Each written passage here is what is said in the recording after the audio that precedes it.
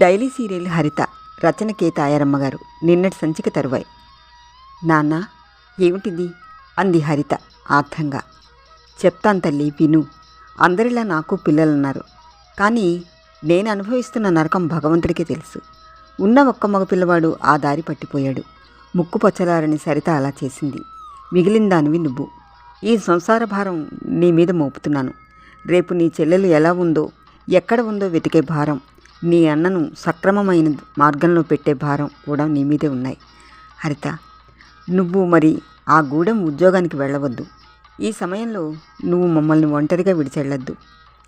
ఇది విన్న హరిత దిగ్భ్రాంతి చెందింది. తను మరి గూడెం వెళ్ళొద్దా? తనకి గూడానికి నిర్వచింపరాని అనుబంధమేదో పెనవేసుకుని ఉంది. అక్కడ అమాయక ప్రజానికం, ఆప్యాయత, ఆదరణ అన్నీ మనోవీధిలో తారట్లాడాయి. ఒక్కసారి సత్యం కళ్ళ ముందు నిలిచాడు. ఆ వ్యక్తికి తనకి మధ్య గల దూరం ఎంత? చేరువ అవడానికి సిద్ధంగా ఉన్న గుండెల స్పందనలవి, మనసులు విప్పి చెప్పుకొని మోగబాసలవి, అమాయకత్వాన్ని నింపుకున్న గుండెల సవ్వళ్ళవి. అలాంటి మనోజ్ఞ వాతావరణానికి దూరంగా మళ్ళా ఈ ఇరుకు జీవితాన్ని గడపాలంటే ఏదోలా అనిపించింది హరితకి. వచ్చేటప్పుడు సత్యంతో ఒక్క మాటైనా చెప్పలేదు.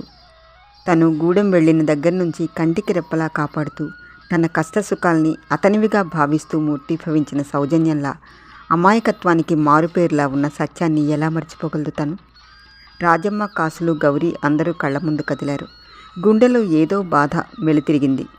ఇటు తల్లిదండ్రులు, అటు గూడెం ప్రజలు, అందున తన ఎద నిండా ఆక్రమించిన సత్యం. ఈ ఉద్యోగం మానేస్తే తనకి మళ్ళా ఉద్యోగం దొరుకుతుందా? ఇవాళ కాకపోయినా రేపటికైనా వస్తాయి జీతాలు.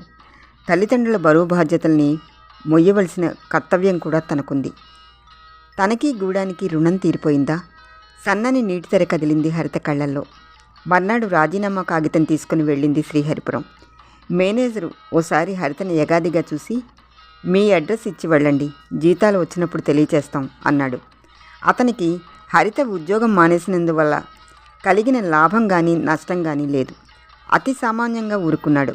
నిరుద్యోగం తాండవిస్తున్న ఈ రోజుల్లో 1,00,000 మంది వస్తారు ఈ ఉద్యోగానికి. అదే అతని ధైర్యం. ఒక్కసారి గూడెం వెళ్ళి వస్తే, నేనింక మీ ఊళ్ళో ఉద్యోగం చేయను, నేనింక మీ ఊళ్ళో ఉండను అంటే ఆ ప్రజలు తట్టుకోగలరా? వాళ్ళ కళ్ళల్లో కనిపించే నైరాశ్యాన్ని తాను భరించగలదా? ఆశల్ని, ఆశయాల్ని కర్తవ్యం జయించింది. గుండె నిండా ఏదో నిర్లిప్తత ఆవరించగా ఇంటికి బయలుదేరింది హరిత. హరిత విశాఖపట్నం వచ్చి 1 నెల రోజులు దాటింది.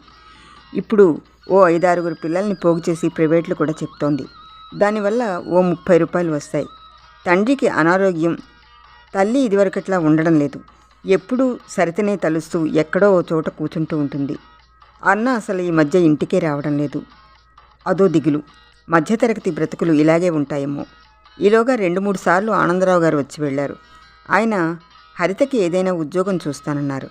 ఓ మెడికల్ షాపులో ఏదో ఉద్యోగం ఉందంటే వెళ్ళింది. కానీ దాని ఓనర్ ప్రవర్తన నచ్చక అందులో ప్రవేశించలేదు. సశేషం.